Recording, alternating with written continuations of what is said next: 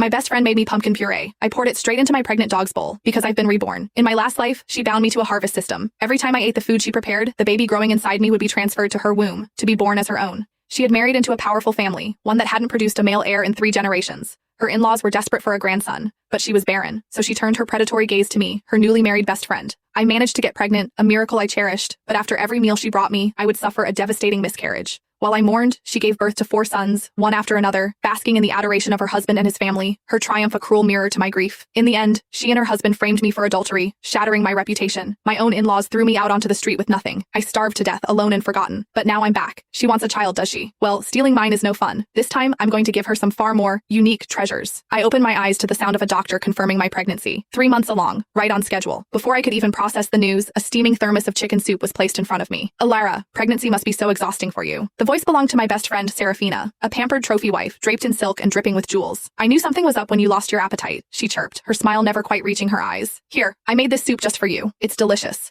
Go on, have a taste. I met her gaze, my jaw tight, and made no move to take the bowl. A sharp sigh came from my other side. It was my mother-in-law, rolling her eyes. Alara, what are you waiting for? Drink it. Don't be so ungrateful. Sarah is so good to you, always thinking of you. A nearby nurse chimed in. She's right.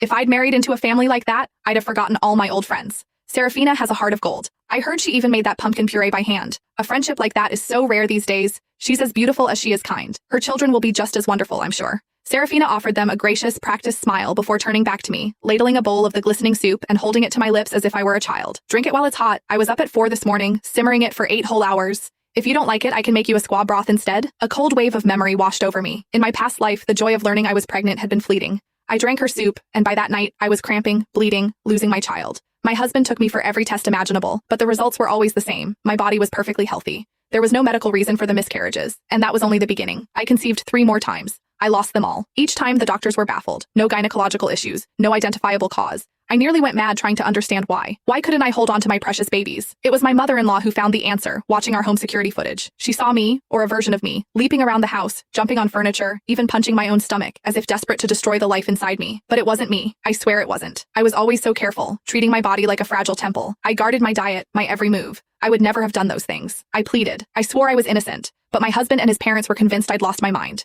They had me committed. The doctors diagnosed me with schizophrenia. Then, to seal my fate, a strange man appeared, claiming we were lovers. He told everyone the reason I'd killed my 4 unborn children was because I refused to give my husband an heir, saving myself for him alone. I was cast out, divorced, and stripped of every penny and piece of identification I owned. I died under a freeway overpass. My last sensation, the gnawing emptiness in my stomach. Only when my soul drifted free did I see the truth. It was all Serafina and the harvest system she had bound to me.